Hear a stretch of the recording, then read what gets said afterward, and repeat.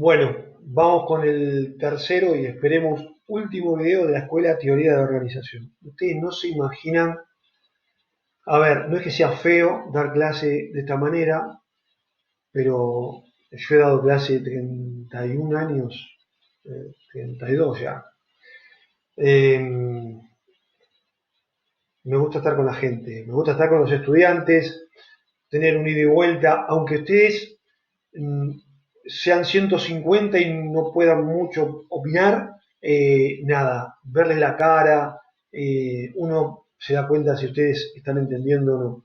Así es algo desesperante porque yo le estoy hablando acá a una camarita donde imagino que en algún momento van a estar ustedes del otro lado, pero es igual que cuando uno hace una clase por Zoom o por cualquiera de los mecanismos virtuales, no es que sea, no sea agradable, pero bueno, no es lo mismo. Vemos, esta cuarentena el aislamiento obligatorio nos ha hecho entender un montón de cosas. La importancia que tiene interactuar entre nosotros, el poder vernos, el poder charlar. eh, Somos seres humanos, sin duda, y el efecto más grande es este. Esperemos que en no mucho tiempo, bueno, en casi 2 meses va a ser, podamos tener clase presencial y esto quede como una anécdota. Bien, sigamos. Vamos al cuarto de los puntos de los 6 que tenemos para analizar en la escuela teoría de la organización. Vamos a la teoría de la formación de objetivos. Yo ya les mencioné en los videos anteriores que esta cuestión tenía su origen en que las organizaciones de esta época habían cambiado, perseguían multiplicidad de objetivos. Yo le hablé de Plan Marshall por ahí en algún momento cuando hablamos del contexto político, social, económico. Y es que, bueno, sí, las organizaciones multinacionales empiezan a hacer pie en esa época, son el origen de las organizaciones gigantescas que llegaron hasta nuestros días. Hoy en día hay todo un cambio en lo económico, ya lo vamos a hablar, están las organizaciones prácticamente virtuales, que no tienen empleados, sino que cada uno es un cuentapropista que forma parte de esa organización, por ejemplo, Uber, de Airbnb. Pero bueno, esta es otra época, la época donde empiezan a tener gran injerencia las General Electric gigantescas o empresas automotrices que ya eran importantes a principios del siglo XX. Vimos como el Fordismo vinculado al Taylorismo.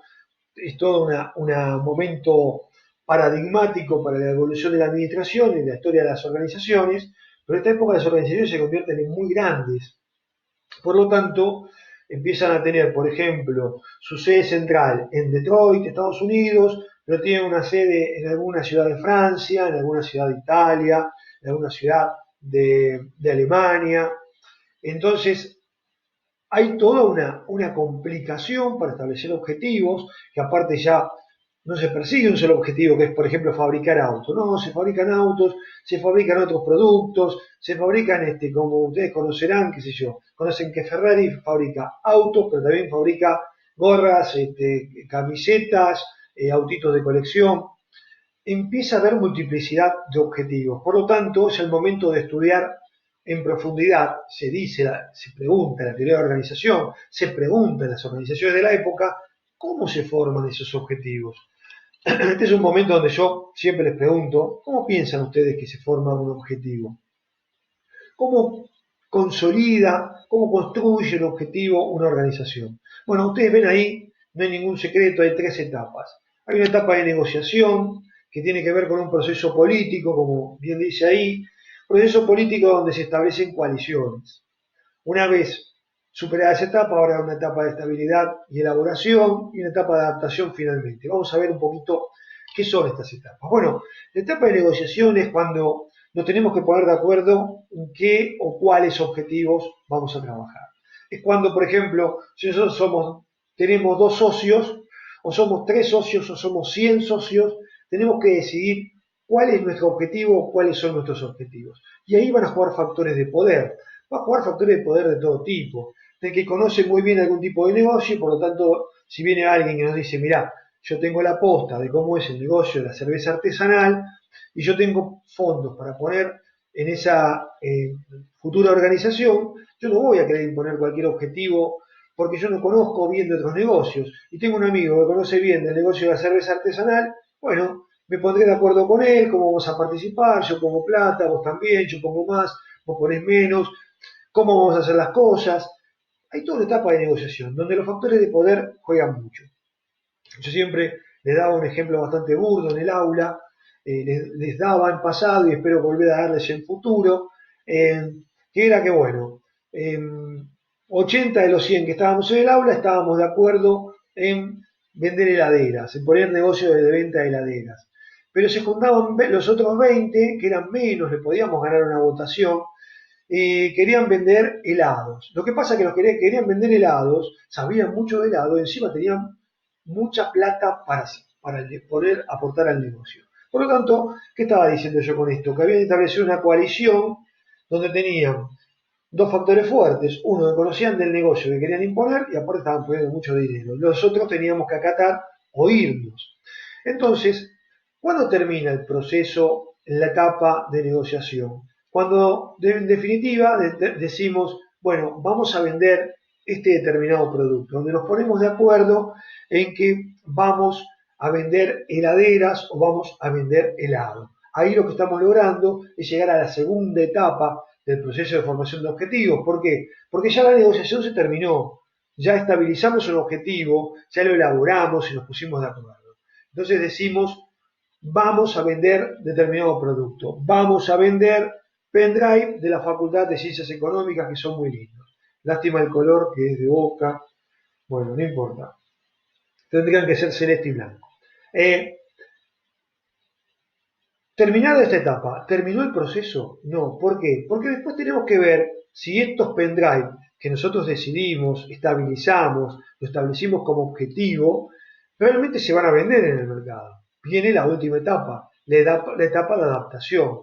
Nos adaptamos con nuestro producto o servicio al mercado, lo compra la gente. Si no lo compra, no se habrá adaptado y tendremos que o desarmar la organización o volver a la primera etapa y empezar a negociar otra vez para establecer un objetivo nuevo. Es decir, que entonces un objetivo se va a formar cuando supere las tres etapas, cuando pase por el proceso de negociación, donde juegan esos procesos políticos de coaliciones y de poder, cuando se estabilice ese objetivo, porque ya nos pusimos de acuerdo, y finalmente va a quedar el proceso conformado en forma definitiva cuando ese objetivo que nosotros establecimos realmente se estableció, se adaptó, se fijó en la sociedad. No olviden que una organización tiene interacción con la gente, con la sociedad, si no, no es organización. Esas son las características de las organizaciones que habrán visto en la primera clase virtual, o no, quizás no me acuerdo si fue virtual o la tuvieron en el aula con René, creo que la tuvieron, llegaron a tener en el aula. Bueno, por lo tanto, un proceso de formación de objetivos se completa cuando están las tres etapas fijadas. Se negoció, se estabilizó y se adaptó. Si no, se tiene que volver al primer proceso. ¿Entendieron esto? Dicen todos que sí. Muy bien. Vamos al punto que sigue. Quinto punto de la teoría de la organización. Un tema del cual venimos hablando, no conmigo, pero vienen hablando con René, con Adolfo, con Daniel, sobre teoría del conflicto. No teoría del conflicto como la va a enunciar Herbert Simon, sino sobre el conflicto en sí. El primero que habló del tema del conflicto, recordarán, fue Tom Mayo, cuando en la experiencia del cuarto de los alambres detectó que había roces entre los empleados y dijo, esto es el conflicto organizacional. Pero él no le dio mucha importancia, lo tomó superficialmente y pensó que era un tema muy fácil de resolver. La escuela de sociología y de psicología, desde el campo de lo informal, empezó a entender que este era un punto importante, pero tampoco llegó a hacer un estudio profundo de la cuestión. Los estructuralistas también introducen la cuestión del conflicto cuando empiezan a hablarlos de las disfunciones que pueden desviar a las funciones manifiestas o deseadas de llegar a los objetivos. Pero tampoco se trabajó con profundidad debida en ese momento respecto al conflicto. Esto lo va a hacer en la década, fines de los 40 y los 50, Herbert Simon. Lo primero que va a hacer es estudiar el conflicto y clasificarlo. Y él va a decir básicamente que existen tres tipos de conflicto. Que existe el conflicto individual, el conflicto organizacional y el conflicto interorganizacional. El conflicto individual es el conflicto que tenemos cada uno de nosotros dentro de nuestra cabecita. Todos nosotros tenemos conflictos. Eso no quiere decir que el conflicto sea lo que nos vuelve locos, no. El conflicto es duda, es no saber qué hacer en determinado momento. Por eso ahí dice no captación de alternativas, bueno, no aceptaciones en realidad, eso está mal, es no aceptación de alternativas. Cuando a mí se me aparecen dos alternativas o tres y ninguna me parece la mejor. Entonces, ¿yo qué hago? Trato de buscar alternativas nuevas. Estamos hablando de mi conflicto personal, conflicto individual. Estoy hablando de psicología prácticamente. También tengo un conflicto individual cuando no logro comparar alternativas, cuando no son comparables. ¿Me pongo a estudiar o me pongo a pasear por las redes sociales? Eh, Tengo que buscar parámetros de comparabilidad, si no, no voy a poder decidir fácilmente. ¿Qué me interesa más? ¿Recibirme rápido o pasarla bien? Todo depende del momento de la vida que yo esté pasando. Yo tengo que buscar reglas de comparabilidad para decidir bien lo que voy a hacer. Entonces tengo un conflicto individual. Y tengo un conflicto de incertidumbre subjetiva cuando yo, persona, no conozco las alternativas. Tengo un problema determinado y no encuentro alternativas para resolverlo. Entonces, ¿qué voy a hacer? Voy a tratar de buscar situaciones parecidas que tuve en algún momento y buscar alternativas que yo haya encontrado en otro momento. Quizá no las encuentre nunca. ¿Está claro esto? Entonces, las personas ya tenemos conflictos de distintos tipos. No aceptamos alternativas, ninguna nos termina de completar, a veces no sabemos cómo comparar esas alternativas y a veces directamente no las conocemos. No sabemos qué hacer porque no encontramos alternativas. Entonces, ahí estamos hablando de conflicto individual. No entramos en el mundo nuestro, que es el mundo del conflicto organizacional. Y en las organizaciones nosotros tenemos dos tipos de conflicto. Tenemos el conflicto individual, que es el conflicto que cada una de las personas que está dentro de la organización tiene, porque nosotros cuando entramos a una organización nos hace el psicotécnico, nos seleccionan, entramos, no dejamos los conflictos en casa y entramos a trabajar. No, nosotros entramos a trabajar con nuestros conflictos, los sumamos, los incorporamos. Por lo tanto, ese es un tema que también que tiene que ver con la psicología, si bien últimamente en las organizaciones hay un área donde se le presta mucha atención a esta cuestión. El tipo de conflicto en el cual desarrolló todo un modelo Herbert Simon es el conflicto que nos interesa a nosotros, el conflicto organizacional de índole grupal. ¿En qué consiste el conflicto organizacional de índole grupal? Bueno, hay tres grandes tipologías, pero lo primero que tenemos que aclarar es que vamos a hablar de objetivos y vamos a hablar de subobjetivos.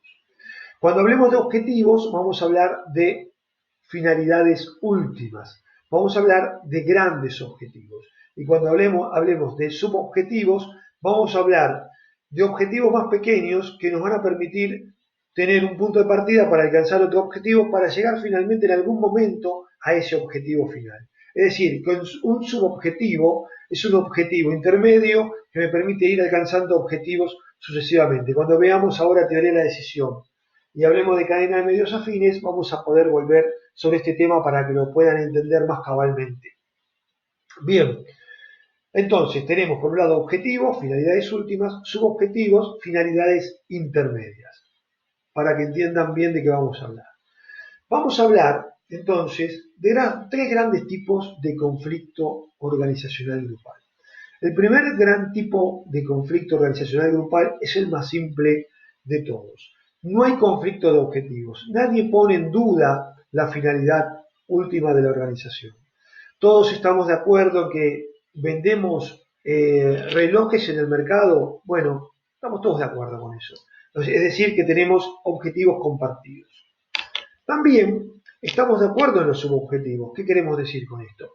En que todos tienen claro cómo hay que alcanzar objetivos intermedios para alcanzar el objetivo de colocar a los relojes en el mercado. Entonces la gente de producción sabe que tiene que fabricar determinada cantidad, cómo la tiene que fabricar. La gente del área comercial sabe cuántos tiene que vender y cómo los tiene que vender y a quién les tiene que vender. La gente de finanzas sabe cuánto dinero tiene que tener, qué cash flow tiene que tener para poder fabricar los relojes y después venderlos. Estamos todos de acuerdo. Entonces ustedes me dirán, pero ahí no hay conflicto alguno. No, este primer conflicto es de diferencia de percepción. ¿Qué es esto? Es cuando, por ejemplo, dos grupos, vamos a tomar dos grupos característicos de la división funcional, producción y el área comercial, ven algo de manera distinta. ¿Por qué? Porque lo perciben distinto. ¿Por qué lo perciben distinto? Porque tienen información diferente. Porque un grupo tiene información que el otro no tiene. Hay información llamada asimétrica. Cuando hay información asimétrica, un grupo ve una cosa de una determinada forma y el otro lo ve de otra manera. Entonces el área comercial puede llegar a decir en algún momento, estamos en condiciones de vender 5.000 relojes por mes. Pero el área de producción puede ser que diga, no, no vamos a vender esa cantidad porque no estamos en condiciones de fabricar 5.000 relojes por mes. Cuando el área comercial sí tiene el dato de que tenemos las máquinas, la gente, los procesos, la posibilidad de hacerlo. Y la gente de producción no tiene ese dato. Entonces, ¿cómo se soluciona este conflicto? Bueno, se llama solución total, como ven ahí, entra dentro del modelo analítico y consiste en darle la información al que le falta. Cuando yo le dé la información a la gente de producción y le diga, mira, podemos seguir fabricando, podemos llegar a fabricar la cantidad que dice la gente de comercialización porque podemos trabajar más horas, ustedes les vamos a pagar más por trabajar más horas y tenemos las máquinas para hacerlo. Por ejemplo, un ejemplo simple le estoy dando. Estamos igualando la información. Es un conflicto chiquito. Si nosotros enseguida actuamos, le damos la información al que le faltaba, alcanzamos la solución total. El conflicto no progresa, no crece, no se genera un conflicto de mayor magnitud. Cuando nosotros no atendemos este tipo de conflicto, no le damos la información a quien se la tenemos que dar, el conflicto puede crecer. Entonces podemos llegar a un conflicto donde los objetivos siguen siendo compartidos, pero empieza a haber diferencia de subobjetivos. Se empiezan a poner en tela de juicio los caminos que tenemos que seguir, los subobjetivos que tenemos que alcanzar para colocar a estos relojes en el mercado, que son el objetivo que compartimos todos. En ese caso, cuando existe este tipo de conflicto, yo voy a tener que juntar a la gente referente de cada uno de esos grupos en conflicto, supongamos de nuevo que siguen siendo las áreas de producción y el área comercial, entonces en ese momento los convocaremos y los trataremos de persuadir, de convencer a uno o a ambos de cómo tenemos que seguir trabajando. Pero el conflicto acá escaló. Acá tendremos que aclarar que estuvimos mal, que en el momento adecuado no dimos la información. El conflicto progresó en su magnitud.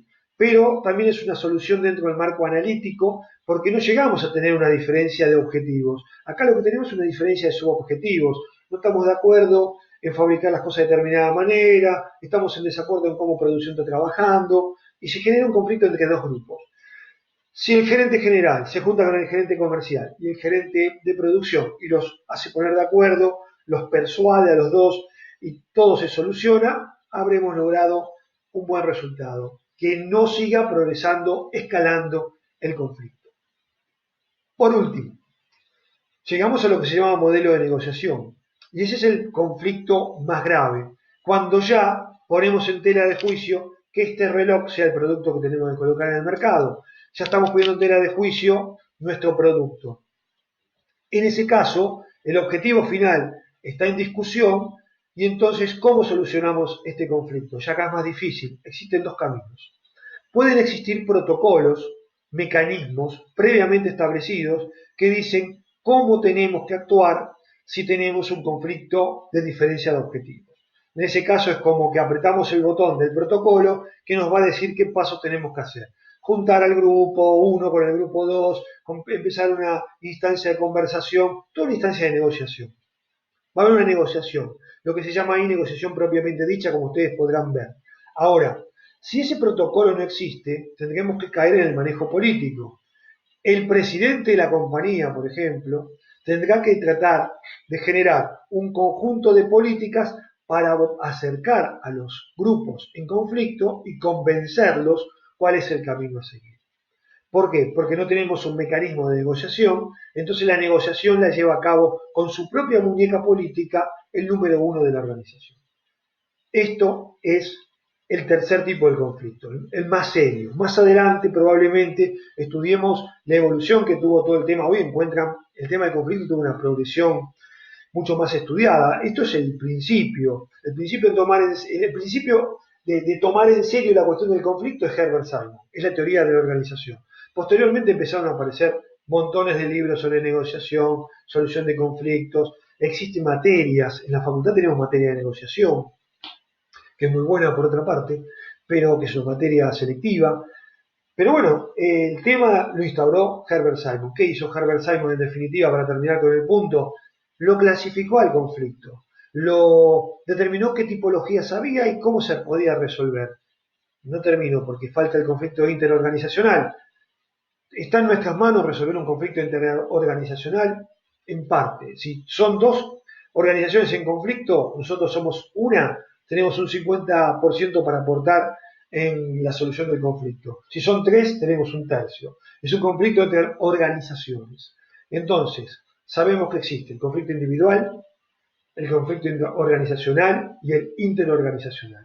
El organizacional se divide en individual y grupal. El individual es el individuo entrando en la organización y el grupal es lo que hemos descrito en último lugar y hemos estudiado más detalladamente, que son los distintos tipos de conflictos que puede haber dentro de una organización entre los grupos y cómo se pueden resolver.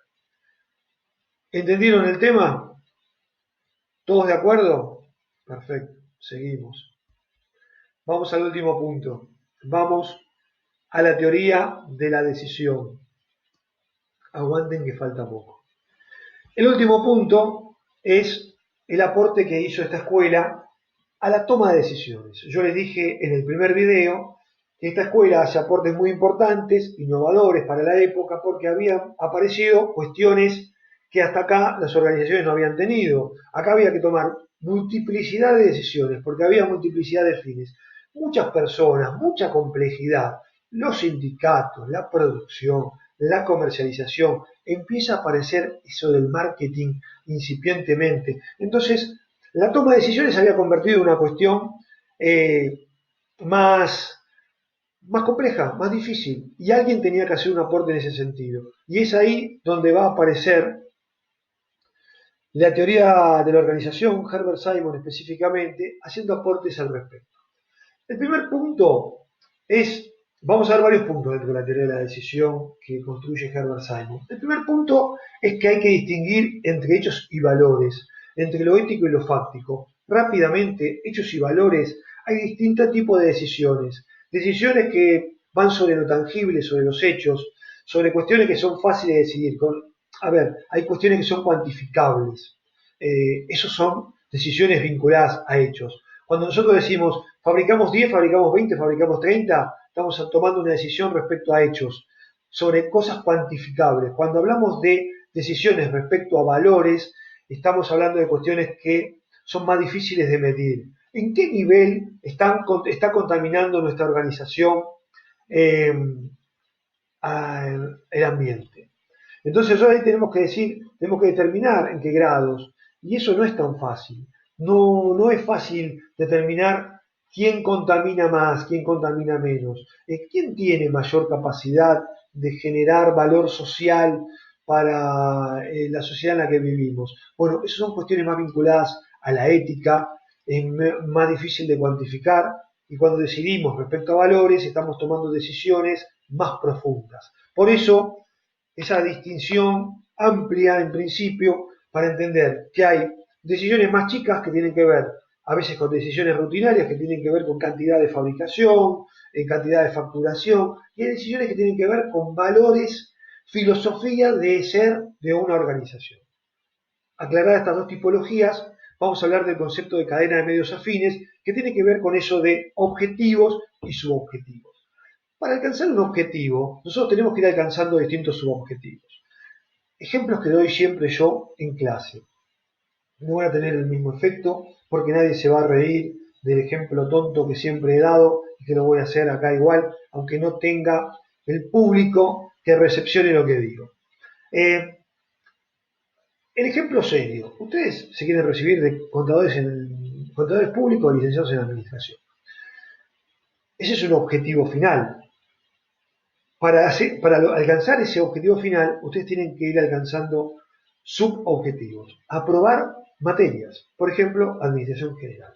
Y ustedes tienen correlatividades, tienen un conjunto de medios afines, es decir, para llegar al fin de recibirme de contador público, tengo que aprobar administración general, tengo que aprobar sistemas administrativos, tengo que aprobar un conjunto de materias. Voy cumpliendo pasos. Cumple objetivos que se convierten en un medio para alcanzar un objetivo que viene después.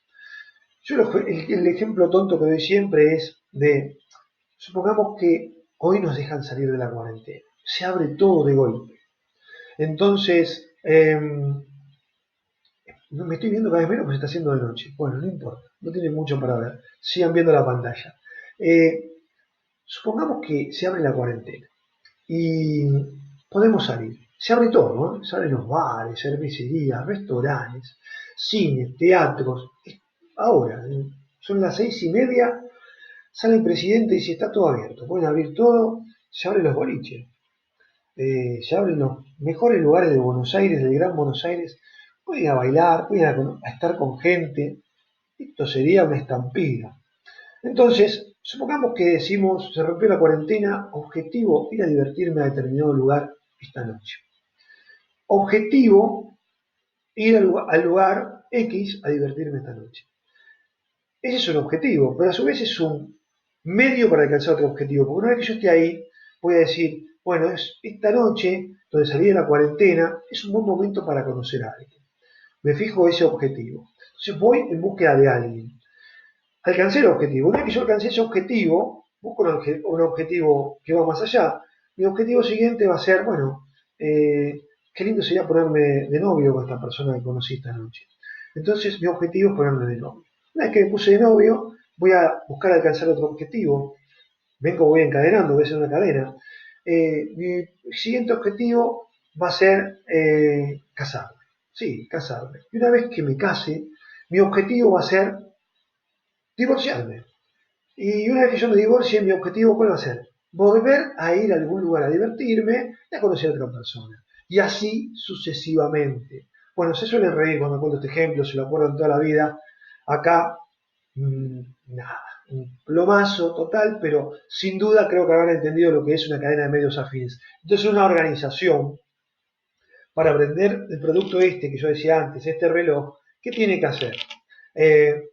Tiene que hacer determinados pasos que van a permitir que ese reloj llegue a un mercado y que la gente lo compre. Hay toda una cadena de medios afines, un conjunto de tomas de decisiones que se van encadenando para poder alcanzar el objetivo final de la organización. ¿Está claro? Ahora, tercer punto, el proceso decisorio. El proceso decisorio tiene 6 etapas claramente determinadas. Yo algo mencioné en el ejemplo, pero no todo, porque yo me fijo un objetivo y para alcanzar un objetivo yo establezco una cadena de medios afines, es decir, un montón de cosas que tengo que hacer para alcanzar ese objetivo final. Ahora, en cada eslabón de la cadena de medios afines yo tengo distintas alternativas. Por ejemplo, yo voy a fabricar este reloj y para fabricar las distintas piezas de este reloj yo voy a tener toda una cadena, porque este reloj no lo va a hacer un tipo solo, va a haber una cadena para armar el reloj. La cadena de eficiencia fabril de Frederick Taylor. Entonces, vamos a empezar a fabricar ese reloj y en la primera etapa, para alcanzar el primer subobjetivo, voy a tener distintas alternativas. Cada una de esas alternativas va a tener consecuencias. La alternativa 1 vamos a cuantificar para que sea más fácil. La alternativa 1 me da resultado 10. La alternativa 2 me da resultado 15. La alternativa 3 me da resultado 20. Entonces yo voy a tener que comparar las consecuencias y voy a decir, che, la 20 es la mejor porque me da un resultado más alto que las demás. Entonces voy a decidir por esa. Pero en la vida no todo es tan fácil. Cuando nosotros tenemos que tomar decisiones personales o tenemos que tomar decisiones en una organización, tenemos que ponderar un montón de cosas y se hace más difícil la toma de decisiones. Pero sepan que las etapas del proceso decisorio son esas: fijar un objetivo, establecer una cadena, es decir, los distintos eslabones para alcanzar ese objetivo final. En cada cadena de eslabones yo voy a tener alternativas que van a tener consecuencias, tengo que comparar esas consecuencias y ahí voy a poder decidir. En la segunda parte de la materia, cuando vayamos al libro de Robbins, vamos a hablar de 8 etapas, vamos a hablar de cómo ponderar, vamos a ver ejemplos, vamos a ver el proceso decisorio de manera más detallada, pero lo importante es que ustedes sepan que Herbert Simon fue el que estableció estas etapas del proceso decisorio y sumó un conocimiento muy importante respecto a cómo tomamos las decisiones. Para ir terminando, que ya va largo este video, pero ya vamos a terminar. El comportamiento finalista y racional. Las personas y las organizaciones tenemos comportamiento finalista. Como pudimos ver a lo largo de lo que yo les decía hace minutos, nos manejamos por objetivos. Ustedes están viéndome a mí acá en este momento, no en este momento, en el momento futuro, porque tienen algún objetivo. Por ejemplo, aprobar la materia. Está claro, tiene un comportamiento finalista. Y dijo Simon que el comportamiento finalista también era un comportamiento racional. ¿Qué significa esto? Que ustedes tienen alternativas para alcanzar los objetivos y que pueden comparar las consecuencias, como le decía hace un ratito. Entonces, ese comportamiento finalista y racional lo tenemos todos y las organizaciones también. Entonces, supuestamente nosotros cuando vamos a un supermercado, elegimos en base a ciertos parámetros. Bueno, no es tan así. Existen muchas emociones que determinan nuestros comportamientos, pero eso es un punto que empezó a tener mucho más desarrollo en el futuro. Con Simon lo dejamos acá. Él dijo que nosotros tenemos un comportamiento finalista, nos guiamos por objetivos, irracional, no irracional, y racional, porque tenemos alternativas. Ahora, nuestra racionalidad es limitada. ¿Por qué? Porque no conocemos todas las alternativas. Nosotros conocemos algunas.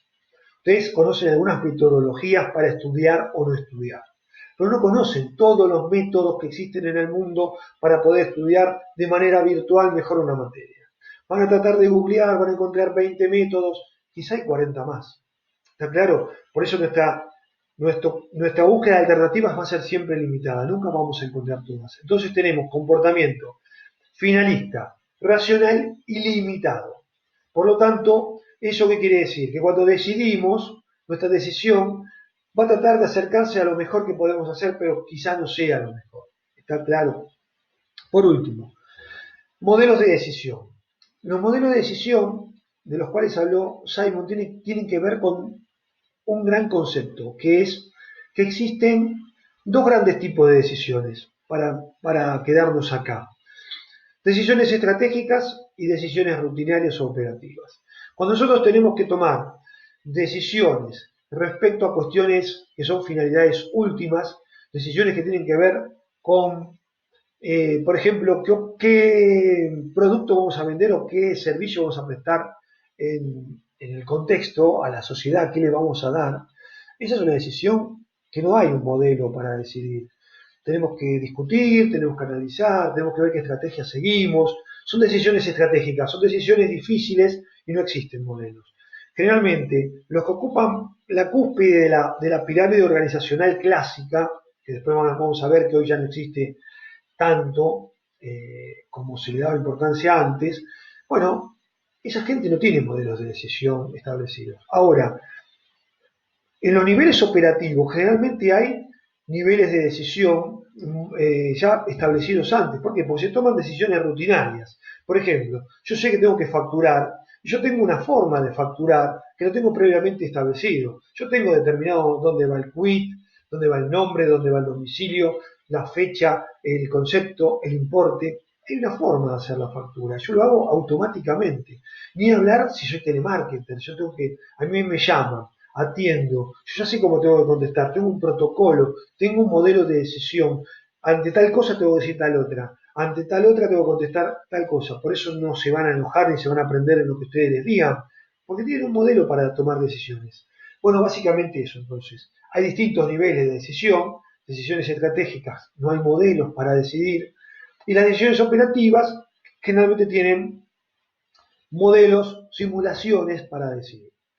Bueno, conclusión de la escuela Teoría de la Organización. Es una escuela determinante, una bisagra, como les dije al principio en el primer video, deja grandes contribuciones, grandes aportes, cosas muy positivas. ¿Cuáles son? Bueno, puso en su justo punto al tema de los principios de administración, que eran la estrella del momento. Esperen, voy a prender la luz.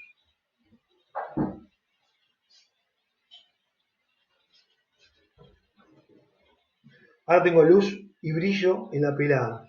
Bueno, esto permite, no lo voy a editar, va así. Les decía, aspectos positivos que nos deja la teoría de la organización. Bueno, pone en su justo término a los principios de administración de Fayol y después llevados a 29 por Urwig y a 61 por Kunz y O'Donnell por los neoclásicos.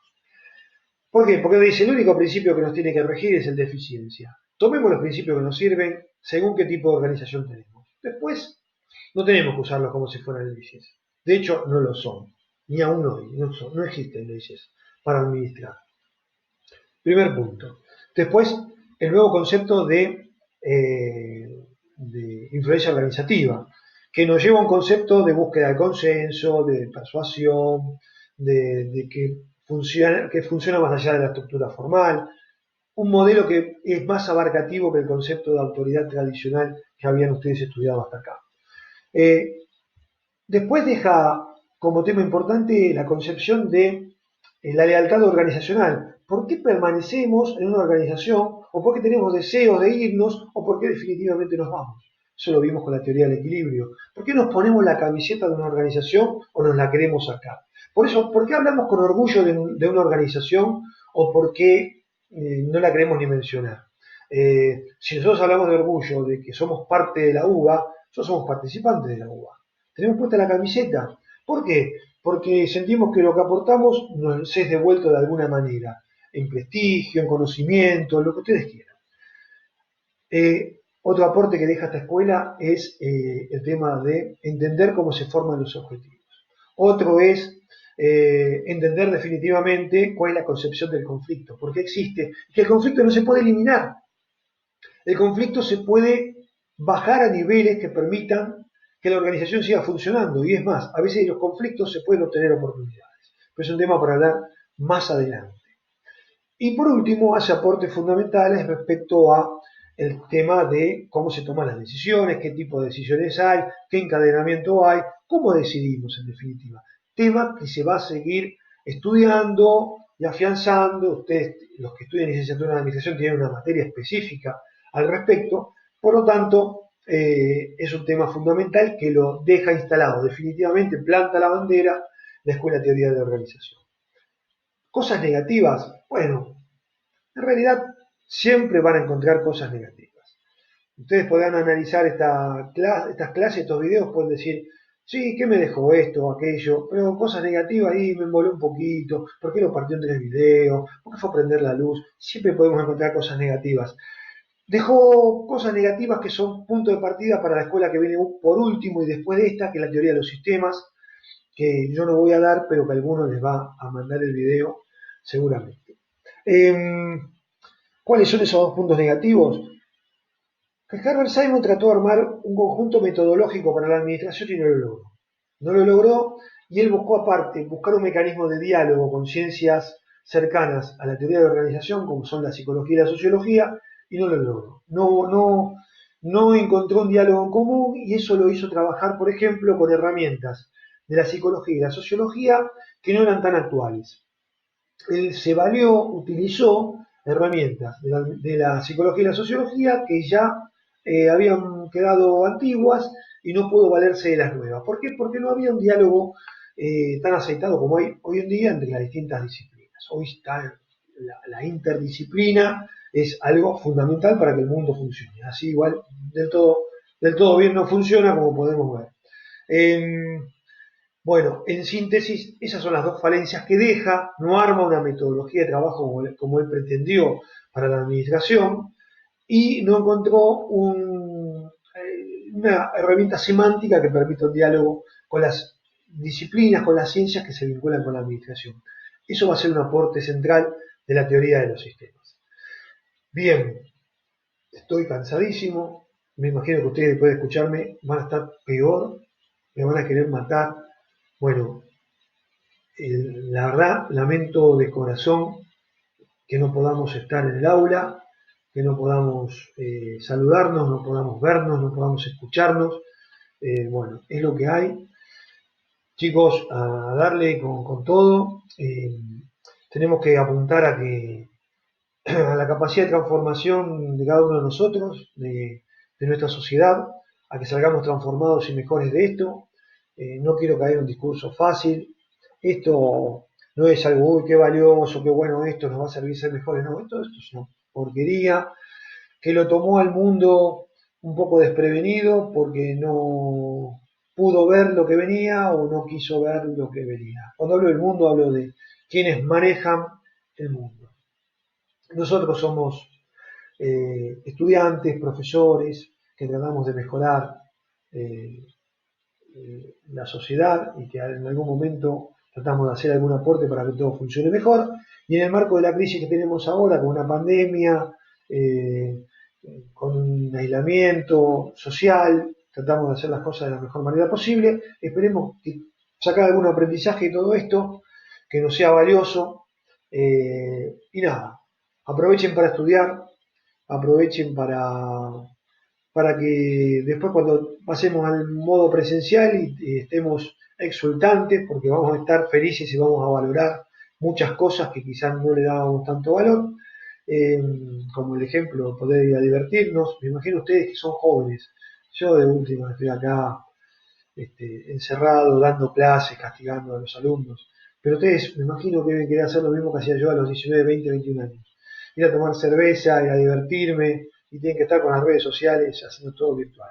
Bueno, chicos, basta de pelorata, estudien, aprovechen esto, estoy a disposición. Cualquier consulta que quieran hacer, no duden en llevarla a cabo, no tengan vergüenza, pueden equivocarse.